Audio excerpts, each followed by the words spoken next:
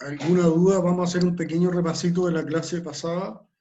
Vamos a partir vamos a rematar el primer capítulo y vamos a hacer un caso que quiero compartir con ustedes, que lo conversemos bien, porque es un caso, es un estudio real que ya tiene sus años, pero tiene la misma validez el día de hoy, que se trata de un estudio sobre las empresas sobresalientes, es decir, este estudio lo que hizo fue identificar parámetros, identificar condiciones y cualidades del por qué las empresas sobresalen de las otras, qué es lo que las hace distintas, ¿no?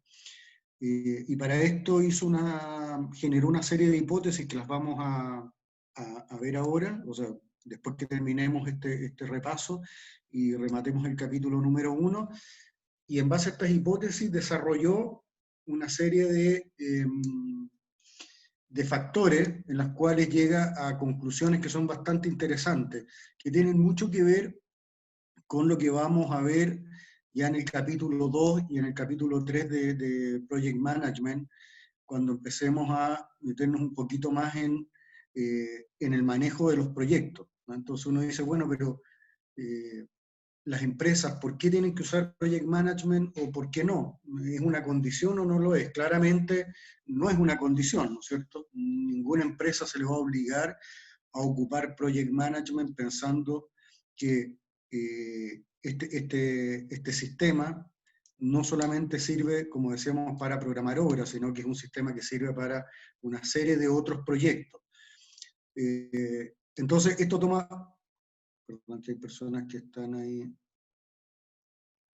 Esto toma bastante validez respecto a que este estudio un poco respalda esto que estamos viendo en el curso, hace un poco la diferencia del por qué hay empresas que les va mejor que a otras.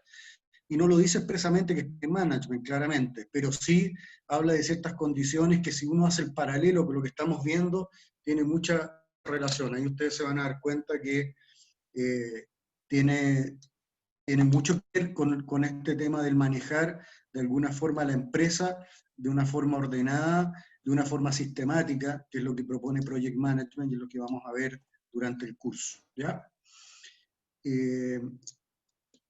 Les quería comentar respecto a las pruebas, porque me han llegado un par de ustedes no, pero de otra sección sí, respecto a las pruebas. ¿Tienen alguna duda de cuándo son las pruebas? Porque la próxima semana vamos a tener 2 pruebas. ¿Me escuchan? Sí, profe, se escucha. Ya. ¿Cuándo primero, para estar claro, cuándo van a ser las pruebas? A ver.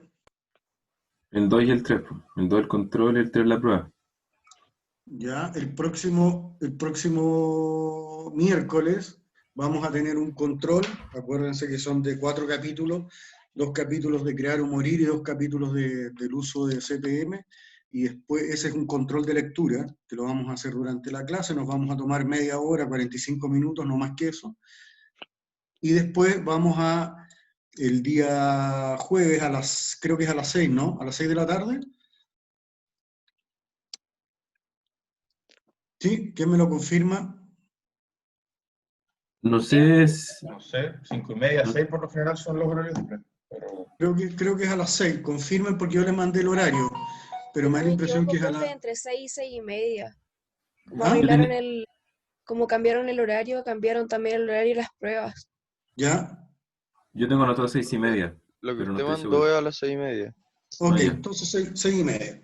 Si lo que yo mandé en definitiva lo que dice la universidad. Entonces a las 6:30 tendríamos la prueba número 1, que lo que entra en la prueba número 1 es lo que ya hemos visto hasta ahora, que es este capítulo número 1, lo que vamos a ver hoy día en clase, que vamos a rematar este primer capítulo, vamos a ver un caso y vamos a avanzar en el capítulo número 2. Vamos a tratar de terminarlo. Si no lo terminamos la próxima clase. Y vamos a tratar de entrar en el concepto de tiempo, que es la base para después empezar ya a hacer los primeros programas.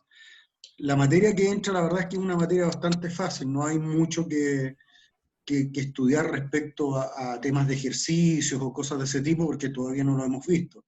Así es que más que nada son temas de concepto, ¿ya? Eso es lo que tienen que estudiar hasta ahora. ¿Alguna duda? ¿Estamos bien? Profe, ¿el control es solo o en grupo? El control es solo. ¿El control de lectura? Sí, el Es del miércoles. solo. Es solo, sí. Ahora son controles, son casi tipo quiz, ¿ah? La única diferencia entre el control que les voy a hacer y el quiz es que el control es avisado. Ustedes van a saber y por lo tanto el quiz la mayoría de las veces es sin aviso.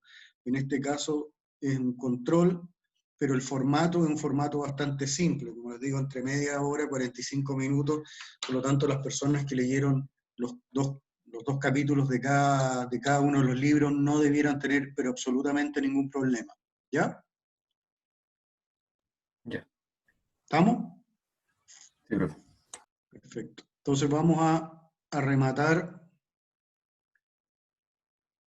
¿Se ve o no? Sí, profe. Ya. Esto fue... ¿Se acuerdan de esto, no?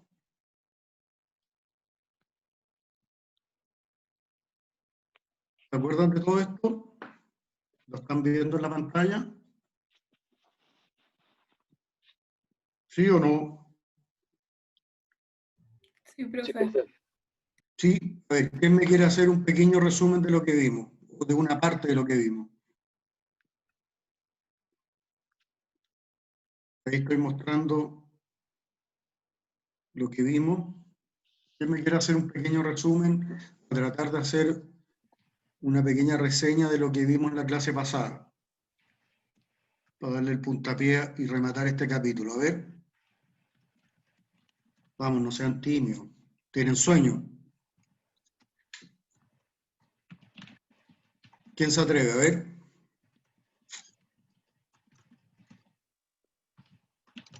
Vamos, vamos. Voy a empezar a ofrecer puntos para la prueba. A ver si los animo a participar. ¿Qué fue lo que vimos? A ver.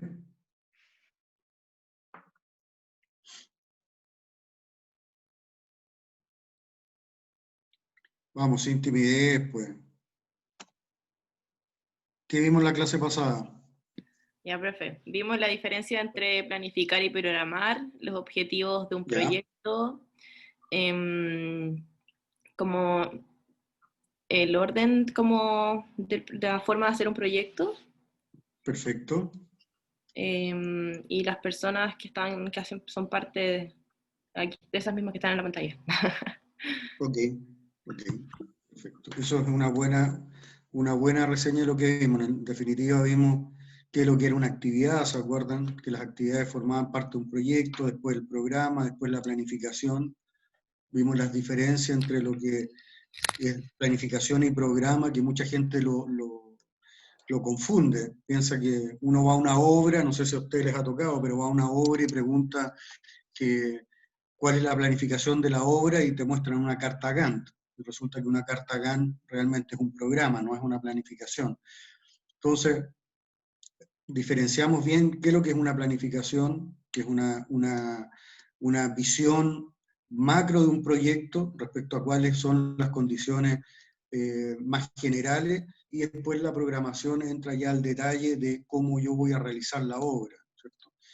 Después vimos también cuáles eran las etapas desde el inicio del proyecto, ¿no es cierto? Pasando por todo, vimos 4 etapas iniciales: la ejecución, después el control, la planificación inicial, vimos que era importante la retroalimentación y la mejora continua, que eso no se da en muchos proyectos. Dijimos que eso es parte de lo que hace la diferencia entre una empresa que está abocada a temas de calidad y por lo tanto le interesa ir mejorando los proyectos en la medida que va creciendo la empresa y va tomando incluso hasta proyectos más complejos. Y después vimos también esto que está puesto aquí en la pantallita. Es esto, el itinerario de un proyecto. Vimos todas las etapas, vimos qué significaba cada una de estas y cuáles eran las partes más importantes. Acuérdense de rescatar de acá cuáles son los elementos que hacen la diferencia respecto a un proyecto que se hace bien a un proyecto que tiene problemas. Entonces, todas las etapas del anteproyecto, después en la factibilidad, la evaluación económica, ¿no? Vimos la importancia del mantenimiento, por ahí un compañero de ustedes también comentó este tema, que el mantenimiento es uno de los elementos relevantes. Aquí vimos los participantes, vimos el tema, perdón, el tema de dónde estaban los costos asociados desde el principio hasta el final del proyecto. Vimos el tema del riesgo, en definitiva, cuándo yo conviene financiar el proyecto y cuándo no, en la medida que va disminuyendo la incertidumbre, claramente es una de las condiciones para poder conseguir mejores tasas de financiamiento del proyecto. También vimos los costos del cambio, que es la línea que está abajo en el gráfico. Y quedamos hasta acá. ¿Se acuerdan que llegamos hasta acá o no?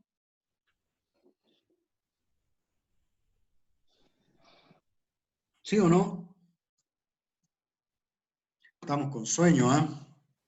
Sí, ¿Ah? sí me acuerdo.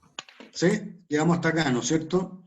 Dijimos que el ciclo de vida de un proyecto, unas personas que están aquí tratando de entrar, ahí sí. Dijimos que el ciclo de un proyecto tenía ciertas restricciones, ¿ah? O estaba influenciada por restricciones que tenían que ver con normativa, la parte económica, temas temporales y temas tecnológicos, ¿ya? A ver, vamos a tratar de despertar, porque si no, también me voy a quedar dormido yo. ¿Cuáles son, creen ustedes, las restricciones normativas? ¿Cuáles son las más importantes que ustedes nombrarían ahí, dentro de las restricciones normativas? A ver.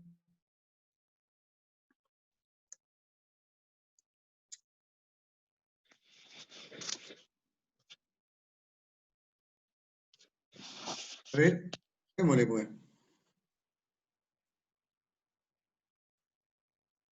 ¿Cuáles podrían ser restricciones normativas de un proyecto?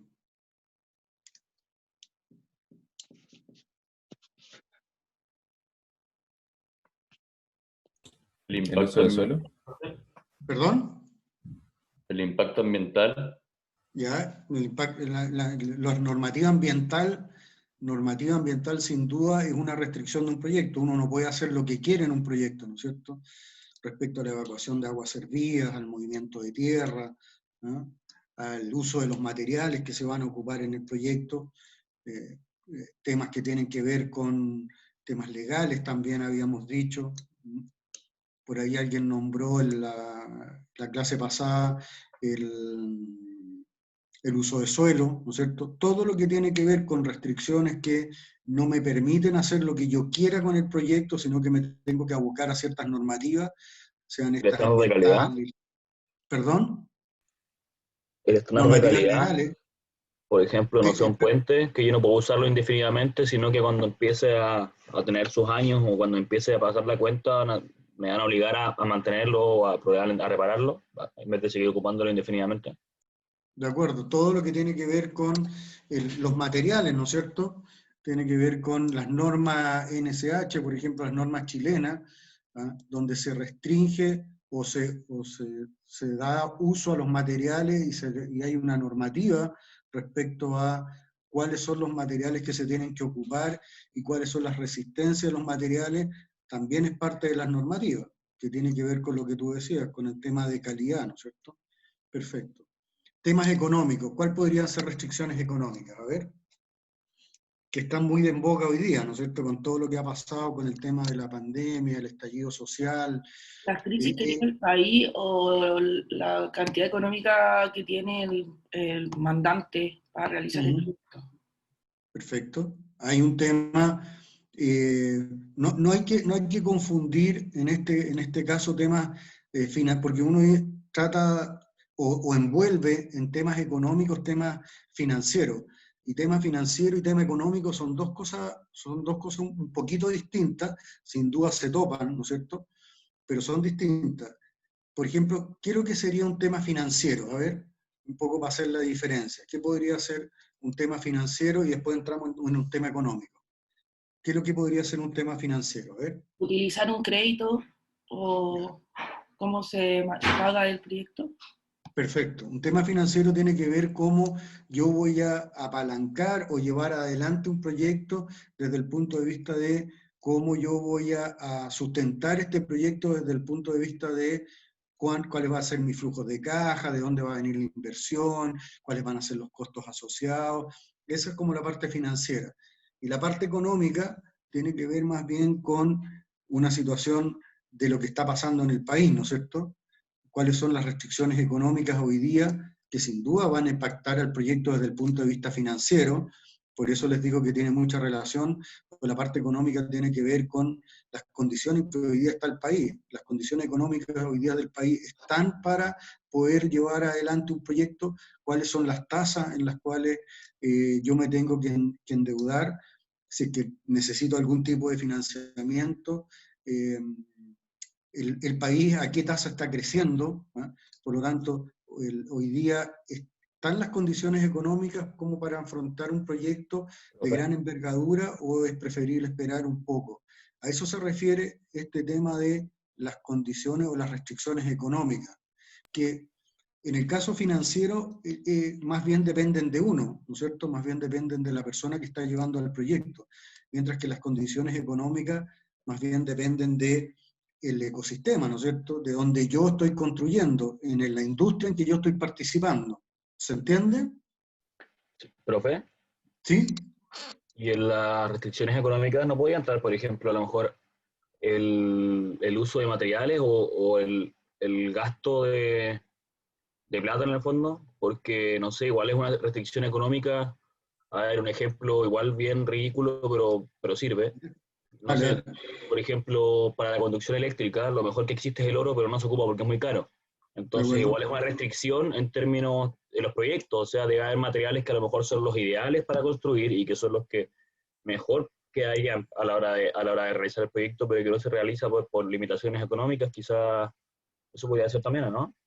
Sí, pero esa condición económica, a ver, vámonos a tu ejemplo que no es nada de tonto, pero y tú dijiste que podía ser medio ridículo, pero no lo es, porque si tú te das cuenta, por ejemplo, te vas a los, no sé, a los Emiratos Árabes, o te vas a un país donde se construyen estas tremendas torres, ¿no es cierto?, en las cuales se recubren de oro y qué sé yo, uno dice, bueno, en realidad tiene que ver con una condición económica. Si el país, y hace mucho tiempo atrás uno veía castillos, ¿no es cierto?, forrados en oro y qué sé yo, era porque la situación lo permitía, ¿no es cierto? La condición económica era otra. Por lo tanto, eso tiene que ver sin duda con cuáles son las condiciones que permite poder llevar adelante un proyecto o no. Si las condiciones económicas, y ya aterrizando un poco más tu pregunta, si hoy día no da para construir una mega torre, a lo mejor vamos a hacer una torre más pequeña o vamos a buscar una solución técnica de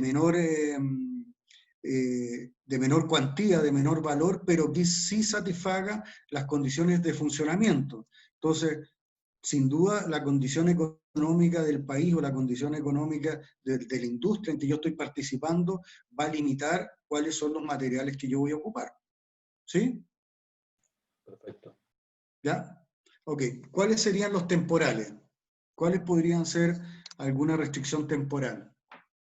Esta es un poquito más compleja, pero me Los gustaría tiempos de saber. entrega de los proyectos, de las distintas etapas que hay dentro de un proyecto. Ya. Restricciones temporales se refiere a algo que hoy día existe y mañana probablemente no. Por lo tanto, alguna restricción temporal tiene que ver con cosas que pueden ir afectando al proyecto en la medida que se va construyendo. Por ejemplo, una restricción temporal pueden ser las condiciones climáticas, ¿no es cierto? Una condición climática hoy día, si tú estás construyendo en la cordillera, y te toca lluvia o te toca una condición climática adversa, es una condición temporal, va a pasar en el proyecto. Lo mismo si te vas a construir al sur.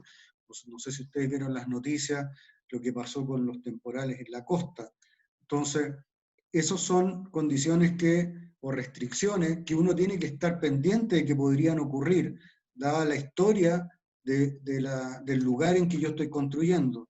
Por lo tanto, es una restricción respecto a que yo tengo que pensar que el proyecto se puede ver envuelto en alguna condición temporal en el transcurso del proyecto.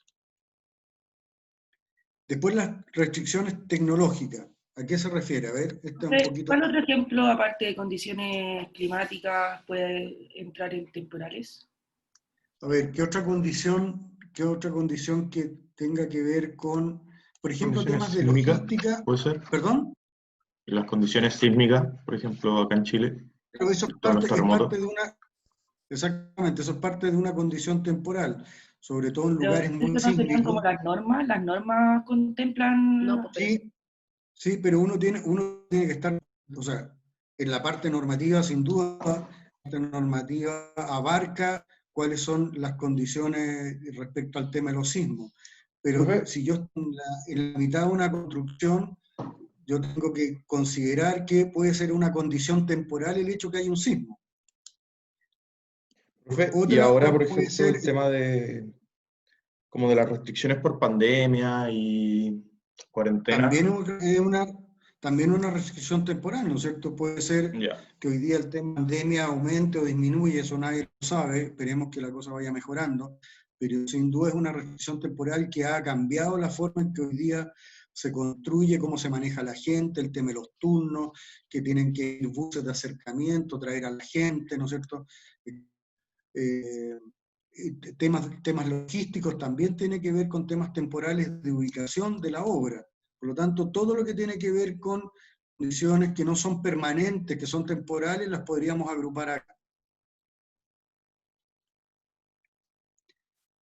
Restricciones tecnológicas, ¿cuáles podrían ser? A ver, ¿cuáles se les ocurren a ustedes dentro de las restricciones tecnológicas?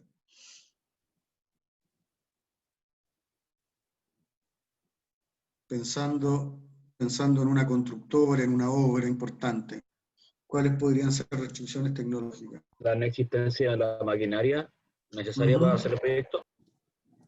Claro, ¿no es cierto? Yo puedo tener el tamaño de la constructora, ¿no es cierto? Pero una constructora de mediana pequeña, obviamente las restricciones tecnológicas son mayores que una constructora grande que tiene la capacidad de poder contratar o poder desarrollar prácticamente cualquier tecnología para hacer un túnel, para hacer un puente, ¿cierto? Por lo tanto, las restricciones tecnológicas son reales. Y no solamente en términos de tamaño de constructora, hay cosas que antes era imposible pensar que se podían hacer. Por ejemplo, no sé, construir sobre las dunas, se me ocurre una. Antes nadie construía sobre las dunas, porque esta cuestión se va a caer, el tema de los sismos, el tema de la resistencia, etc. Hoy día la tecnología permite construir sobre las dunas y de forma muy segura, ¿no es cierto? Por lo tanto, también el tema de construcción de los túneles ha ido cambiando, ¿no es cierto? Ahora existen estas tremendas máquinas como las tuneleras, en el cual hoy día construir un túnel ya no es prácticamente restricciones, ¿no? O pensar en construir un túnel en algo que era roca, ¿cierto? Que fuera un material menos resistente. Entonces, ¿cómo voy a construir en un túnel que pase por debajo de no sé, un limo, una arcilla, o materiales que fueran cambiando? Hoy día eso se puede hacer, la tecnología hoy día eso lo permite. Entonces, sin duda el tema de la tecnología tiene que ver con el tamaño de la empresa, pero además tiene que ver con la evolución de la tecnología. ¿Se entiende? Sí, profe. Sí, ya. Bueno, cosas que además influyen en el ciclo de vida de un proyecto y la influencia de las condiciones naturales, el tema de la localización, ¿no es cierto? Casi de perogrullo, pero es bueno decirlo, no es lo mismo construir, ¿no es cierto?, en Antofagasta, en Arica, que construir en Puerto Montt o Coyhaique, ¿no es cierto? Sin duda, la localización respecto a las restricciones que yo voy a tener o a las condiciones que yo voy a tener van a ser distintas. Lo mismo respecto al suelo, respecto al clima, que tiene que ver la localización sin duda. Una vez una carta Gantt Me imagino que sí, ¿o no? ¿O no? ¿Les ha tocado ver una carta Gantt? Sí. ¿Sí? ¿Qué es lo que les llama la atención de una carta Gantt? A ver. Que siempre avanza al final. ¿Perdón? Que realmente el avance se acumula todo el final. Ya, pero eso puede ocurrir en cualquier tipo de programación, ¿no es cierto? Pues eso va a depender de cómo yo vaya o tenga programada la obra y cómo se vaya dando la obra y en definitiva las modificaciones que puede ir teniendo la obra. Pero ¿qué les llama la atención en una carta Gantt? ¿Qué es lo que les gusta, los que les ha tocado manejarla, verla, sufrirla? ¿No? ¿Qué es lo que llama la atención de una carta Gantt y qué es lo que les gusta y qué es lo que no les gusta? A ver. Puede hacer más de una cosa a la vez. ¿Perdón? No te escuché. Más de una cosa a la vez. Ya. O sea, una carta que permite colocar varias actividades que tienen relación, que están correlacionadas o que son paralelas, ¿no es cierto? Y llevarla a un gráfico como este. Pero ¿qué llama la atención en una carta Gantt? ¿La encuentran fácil de manejar, compleja, tiene problemas? ¿Qué comentarios les gustaría hacer de una carta Gantt? ¿Les gusta la carta Gantt o no? A mí, por lo menos, no me gusta hacerla, pero por lo otro que como método de visualización es bueno porque en colores es fácil ver cómo va a ir avanzando una obra o un proyecto. Perfecto. Pero Sí, hacerla no me gusta. perfecto. Claramente, ¿no es cierto? La carta Gantt es una herramienta que tiene deficiencias, que las vamos a ver, pero que tiene ciertas cosas que son buenas. Por algo la carta Gantt lleva funcionando tanto tiempo en el mercado de la construcción y a pesar de que hay herramientas nuevas como CPM, PERT y otras, la carta Gantt sigue siendo una herramienta que hoy día va uno a las obras y todavía está ahí. Por lo tanto, virtudes tiene. Y una de las grandes virtudes que tiene la carta Gantt es lo que Florencia, ¿no? ¿Decías tú? Sí, Florencia. Ok, lo que decía Florencia tiene que ver con el tema de visualización. La carta Gantt es una forma de programación muy gráfica, que cualquier persona la puede ver, la puede entender.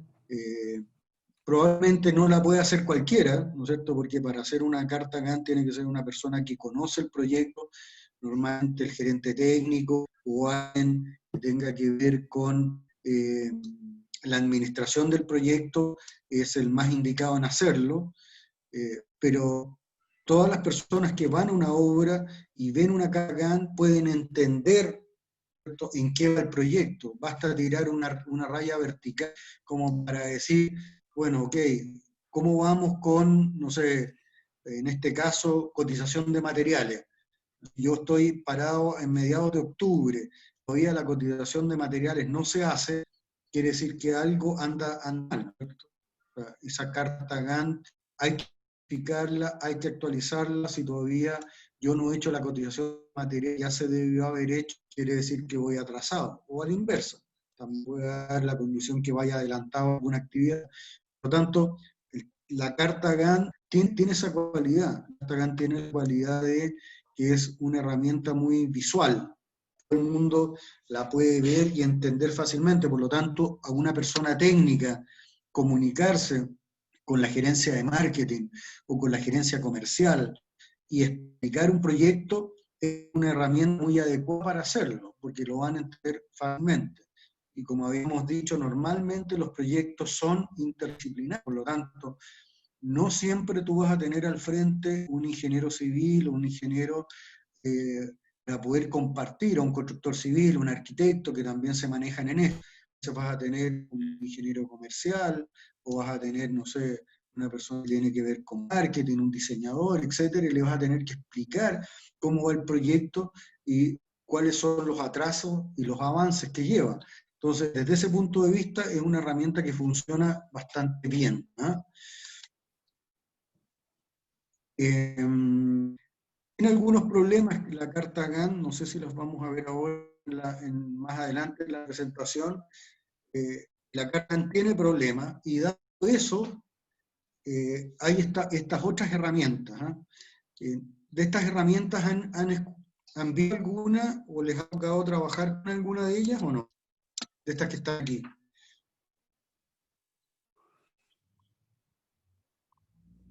¿Sí o no? Yo no. ¿Han visto? ¿No? Ok. No, Entonces, nunca. bueno, en el curso vamos a ver la primera, que es CPM, que obedece al acrónimo de Critical Path Method, es decir, el método de la ruta crítica, o del camino crítico, y esa es la herramienta que vamos a utilizar. ¿Y por qué vamos a utilizar esta herramienta? Bueno, primero es la que hoy día más se ocupa. No se ponen a ver los software como Primavera o Project, todos tienen en el interior de este sistema un CPM. ¿Y por qué se ocupa CPM? Porque justamente se concentra en ruta que va a determinar el proyecto. Es decir, ruta crítica significa que si algo pasa en esa ruta, va a afectar al proyecto. Si yo soy capaz de intervenir esa ruta crítica y puedo acortar esa ruta crítica, eso quiere decir que voy a ser capaz de acortar el proyecto.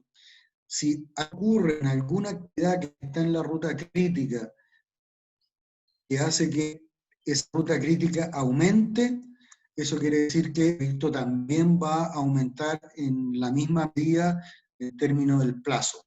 Por lo tanto, la gracia que tiene este sistema es justamente que se aboca a manejar la ruta crítica en el tiempo. Después vamos a ver un poquito por encima, pero es una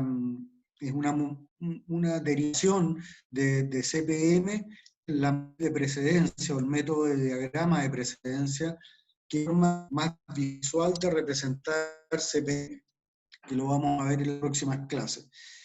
Último PERT, que a diferencia de CPM, y después lo van a entender por qué, que es un método determinístico, PERT es un método probabilístico. Los que han leído ya el capítulo 1 y 2 de CPM probablemente ya lo van a entender. ¿Quién leyó o lleva algún avance de lectura del uso de CPM? Yo. ¿Quién lleva algo? ¿Gabriel? Yo leí algo. ¿Ya? Ahí, ¿llegaste a la parte donde hace la comparación entre CPM y PERT o no? Sí, no sé si está bien lo que yo entendí, pero era como que PERT buscaba era como una probabilidad como fija para todo, y en base a esa probabilidad se evaluaban los proyectos, ¿De acuerdo? y de ahí salía como entre PERT y otro que ya se me olvidó decirle, se generaba ¿Sí? esa combinación y se generaba el CPM. De acuerdo. Claro, a ver, un poco para aclarar los conceptos. Están en el libro, en el uso de CPM están. Es una programación que yo no sé con real certeza cuáles son los tiempos. Entonces, por ejemplo, para la construcción de un transbordador espacial, porque ahí se utiliza la construcción de una turbina, la construcción de algún aparato que, no sé, un satélite, donde no hay mucha experiencia, vamos PERT. ¿Por qué ocupamos PERT? Porque los tiempos son probabilísticos. Entonces, si ustedes probablemente ya han ocupado probabilidades, han ocupado mallas. Entonces, si yo tengo que es un 25% de probabilidad que ocurra esto, que me demore, no sé, 2 semanas, un 50% de probabilidad que me demore una semana, y otro 25% de probabilidad que me demore 3 semanas, bueno, tengo que multiplicar 0,25 por 1, 0,50 por 2, 0,25 por 3, ¿no es cierto?, las 3 semanas, y eso me da el resultado de la probabilidad que yo tengo de cumplir ese tiempo. ¿Se entiende? ¿Probabilidades o no? Sí, se entiende. ¿Sí? ¿Sí? Entonces, el resultado de esa probabilidad por el tiempo me va a dar ese tiempo que yo voy a ocupar en PERT. Por eso se dice que PERT se ocupa para proyectos efectivamente únicos. en la cual yo no tengo experiencia y por lo tanto no puedo determinar los tiempos a no ser que ocupe probabilidades. Ahora, la forma de resolver CPM y PERT es la misma. CPM es a la inversa. CPM ocupa tiempos que son determinísticos. ¿Por qué? Porque yo tengo experiencia. CPM se ocupa para la construcción de un puente, para la construcción de un túnel, para la construcción de un camino, de una casa, de un edificio. ¿Por qué? Porque yo sé cuánto me voy a demorar. Yo sé que en colocar, no sé, 1 metro cuadrado de ladrillo me voy a demorar 1 hora y media, por decir cualquier cosa. Para colocar 1 metro cúbico de hormigón en una losa de hormigón armado, me voy a demorar 2 horas con el vibrado, por ejemplo. Para colocar 1 metro cuadrado de moldaje me voy a demorar tanto tiempo. Yo solo tengo, y ahí no tengo que ocupar probabilidad. Eso porque son determinados por el rendimiento. ¿Me escuchan? Sí, Sí, ¿me profe. puedes repetir lo que era PDM? No lo entendí. ¿CPM? No. El PDM. PDM es muy similar al CPM, la única diferencia es cómo lo vamos a ver más adelante. Lo único que cambia es la forma en que yo voy a mostrar los datos para poder hacer un programa, nada más. Pero la forma de hacer la malla también es determinística, no tiene ninguna variación respecto a CPM. La diferencia es cómo yo lo voy a presentar, cómo yo voy a manejar los datos, nada más. Gracias, Después profe. yo les voy a dar unos ejemplos, se los voy a mostrar en una matriz para que entiendan bien la diferencia entre CPM y el Precedent Diagramming Method, que es el PDM, ¿ya? Profe, para el TPM, los tiempos son como de experiencias propias anteriores o son como algo igual para todos, como por ejemplo en el moldaje, lo que eso el tiempo o Sí, si yo tengo, por ejemplo, no sé, la construcción de 1000 metros cuadrados de una losa, ¿no es cierto? sí, Y esa losa, yo sé que en el metro cuadrado de losa me demoro medio día, por decir cualquier cosa. Por lo tanto, es mucho, pero estamos hablando de un ejemplo. Y son 1000 metros cuadrados, ¿no es cierto? Bueno, yo me voy a demorar, si me demoro medio día, me voy a demorar 500 en la losa, ¿no es cierto? Lo estoy llevando a un absurdo. Pero son las gracias o CPM se ocupa en términos que son determinados, que va a depender del rendimiento de que yo me demoro en hacer algo. Ahora, tu pregunta si todos son iguales, no, no todos son iguales. Cada una de las empresas constructoras tiene una base de datos que va a depender de la historia de cómo ellos hacen las cosas. No todas las empresas constructoras se demoran 2 horas en colocar no sé, 1 metro cúbico de hormigón. Hay empresas que se han especializado en la colocación de hormigón y se demoran 1 hora, media hora. O hay empresas que se han especializado en la colocación o en el revestimiento de, no sé, muros cortinas en los edificios, que es una labor bien compleja, y lo hacen ¿Qué en son los mucho muros menos tiempo. cortina? ¿Perdón? ¿Qué cosa? ¿Qué son los muros cortina? Los muros cortinas son estos muros de vidrio que revisten a los edificios. Por ejemplo, no sé, el Costanera Center, por llevarlo a un icono, a un hito en la construcción, son muros abiertos que están solamente cubiertos por muro cortina, que son vidrios que van desde el primer piso hasta el último piso, de arriba hacia abajo, y se llama muro cortina justamente porque es un muro, pero hecho de vidrio. Ya, ¿Sí? gracias. Sí. ¿Sí? Entonces, CPM, la diferencia con PERT, CPM son tiempos determinísticos, son tiempos que están dados por la experiencia de cada una de las empresas en cuanto se demora en cada una de las actividades. Ahí no hay ninguna probabilidad. Ellos saben que se van a demorar en colocar una luminaria, en colocar un celo, en colocar una celosía, en colocar tanto tiempo. Eso va a ir en la programación. En el caso de PERT, como son tiempos que no se conocen, no hay experiencia, son proyectos únicos, hablábamos de la construcción, por ejemplo, de un bordador espacial, ¿no es cierto? Son tiempos probabilísticos, que va a depender de la probabilidad que yo tenga de tener ese plazo determinado para una actividad, ¿ya? Sí, profe. ¿Sí? ¿Se entendió? Perfecto. Sí, profe. Profe. Perfecto. Ok, entonces, con esto terminamos este capítulo, el primero, y antes de pasar al siguiente,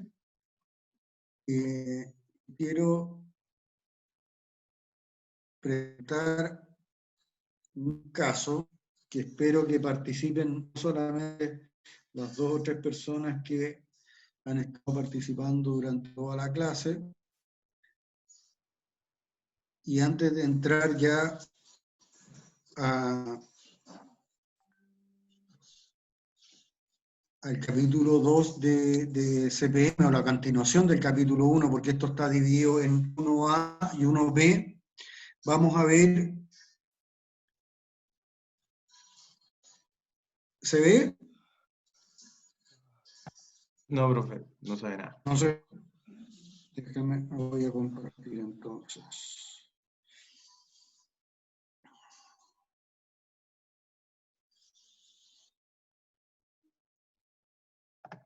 Ahí sí. ¿Ahí sí?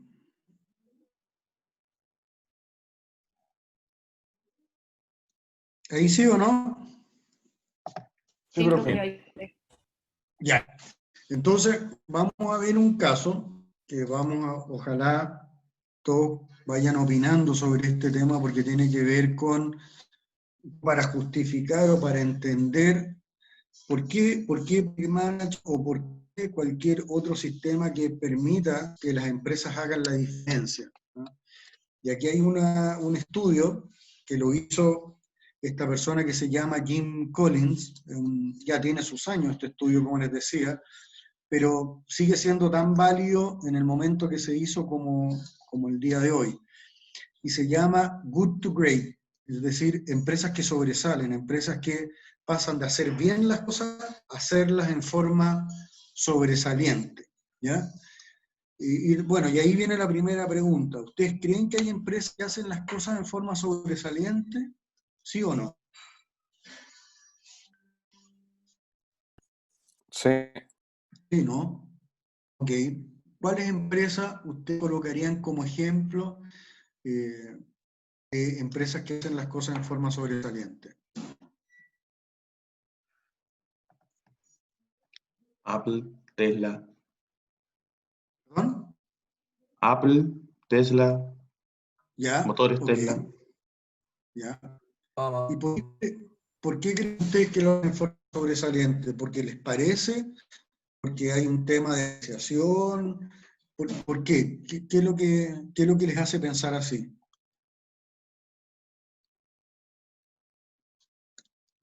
Porque eso es lo que los dicen en el mercado, que tienen productos sobresalientes. ¿Ya? O sea, son productos que tú los ves como distintos, como diferentes. Es una empresa que no se parece al resto, que son únicas, ¿sí? Sí, que parecen como mejor calidad. Perfecto, ok.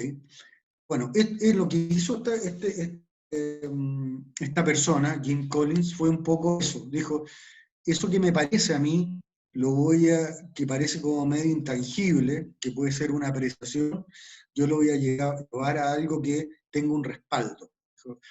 No solamente voy a pensar en que las empresas por el hecho de que me parecen, son.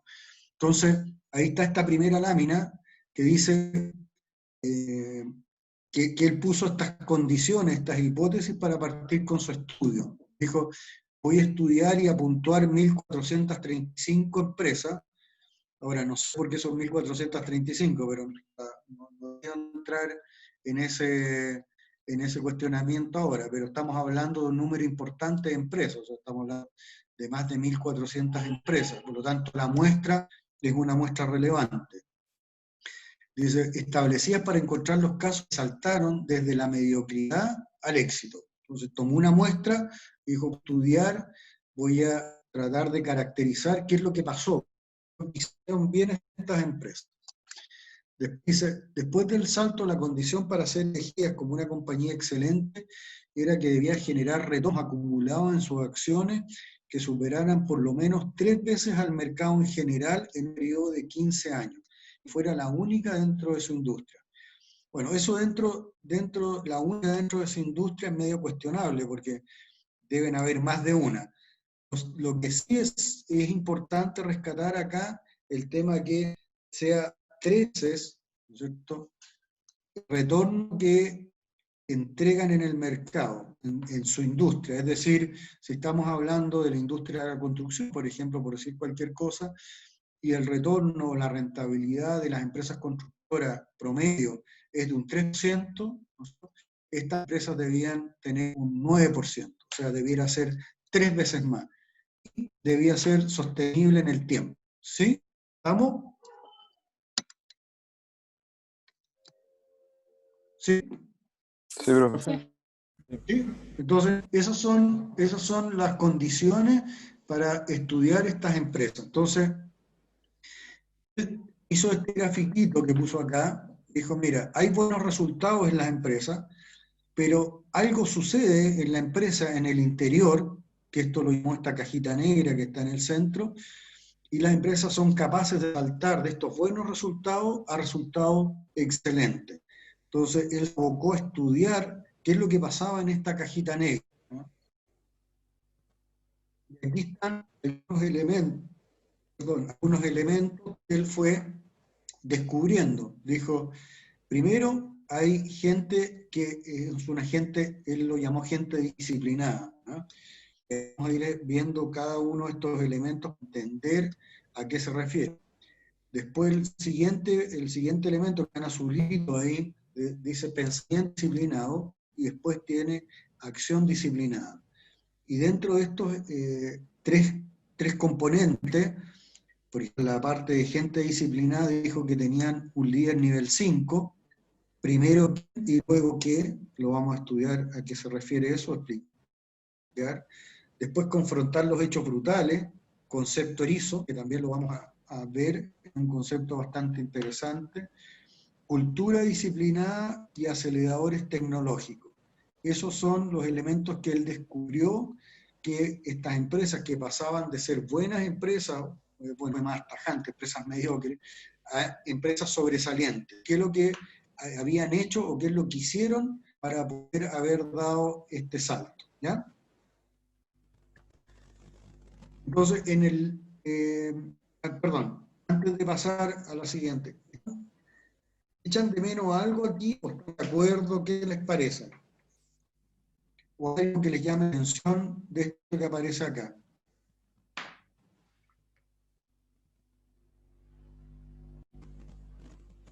¿Les parece bien? Lo que me parece curioso es que eso del líder nivel 5, ¿qué significa que sea nivel 5?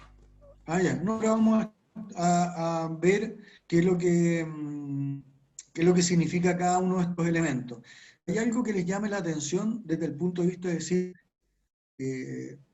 ¿será esto solamente? ¿Habrán otras cosas? ¿O será tan así? A mí por lo menos me llamó la atención cuando yo lo vi, después entendí un poco mejor en la medida que estudié un poco más el caso, este tema de ocupar siempre la palabra disciplinada. No sé si les llama la atención eso. Es gente disciplinada, pensamiento disciplinado, acción disciplinada. O sea, poco menos que para ser disciplinado, siento que es como un robot, como que le dicen cómo ir actuando, como que tiene que ser disciplinado. Siento que tiene que ser como un robot que tiene que pensar de cierta forma, tiene que actuar de cierta forma. De acuerdo, de acuerdo. A mí también, para ser bien sincero, me llamó la atención, porque si uno se pone a ver, por ejemplo, el compañero de ustedes dijo, creo que dijo Google o Apple, no sé, una de las empresas como exitosas, o las empresas que hacen la herencia, y yo no me imagino una empresa como esa siendo tan disciplinada. O sea, bien, hay que tener procedimientos, hay que tener estándares, hay que tener una serie de cosas que son parte de las empresas disciplinadas, pero irse al extremo, decir que todo tiene que ser disciplinado, uno dice, bueno, pero ¿dónde está entonces el espacio para la gente que sea, no sé, un poquito más desordenada, por llamarlo de alguna forma, pero que sea capaz de innovar, de presentar cosas nuevas?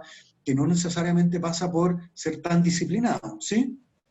Falta la creatividad, como que sea que lo más importante era la creatividad más que lo disciplinado. Exactamente.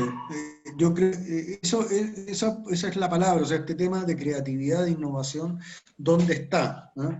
Pero bueno, es una de las cosas que se podrían criticar o colocar como decir, bueno, pero además de todo esto falta algo. Pero yo creo que también se puede agregar la perseverancia. Sí, de acuerdo. Después vamos a ver que hay cosas de esas que están acá, ¿eh? Pero el tema de la creatividad, de la innovación, a mí me parece que es uno de los elementos que dentro del caso de estudio podríamos indicar que al menos falta o no se indica con total precisión, ¿eh? En eso estamos de acuerdo. ¿Sí? ¿Estamos de acuerdo?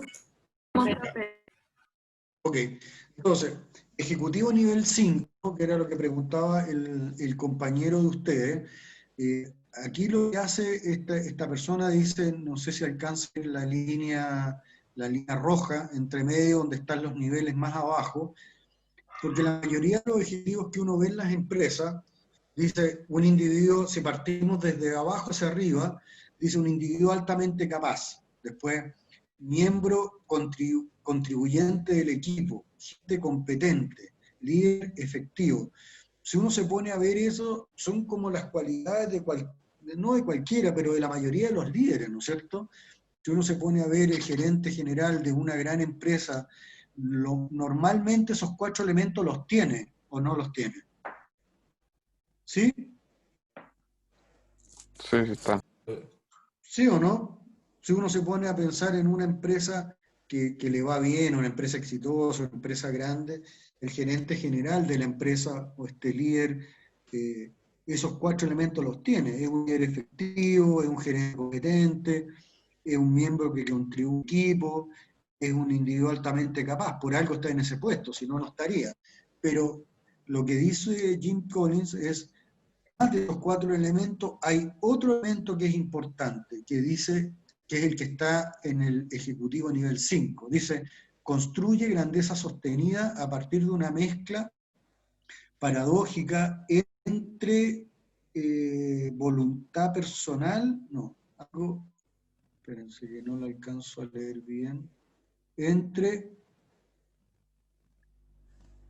dice, entre humildad personal y voluntad profesional. ¿Ah?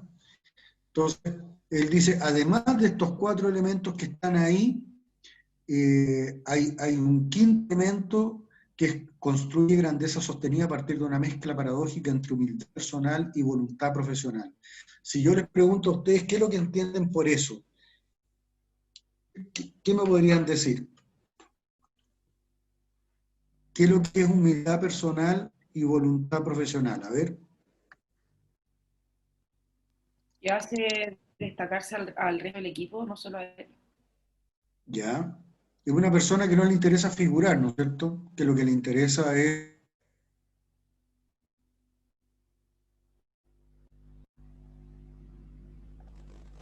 Como lo mismo que decía Florencia, que al final busca como potenciar el equipo. Profe, creo que se muteó. Yo tampoco lo escucho. No, no se escucha. El profesor no No sé, profe. No se escucha. Profe, lo perdimos. No se escucha.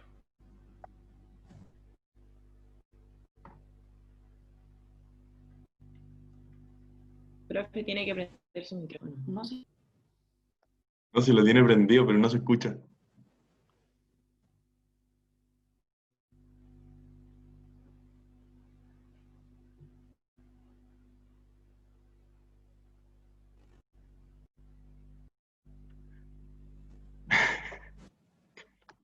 Profe. Ahora está muteado, pero tiene que haber desactivado el micrófono de otro lado. Sí, si antes lo tenía prendido, igual no se escuchaba. Profe, desmuteese.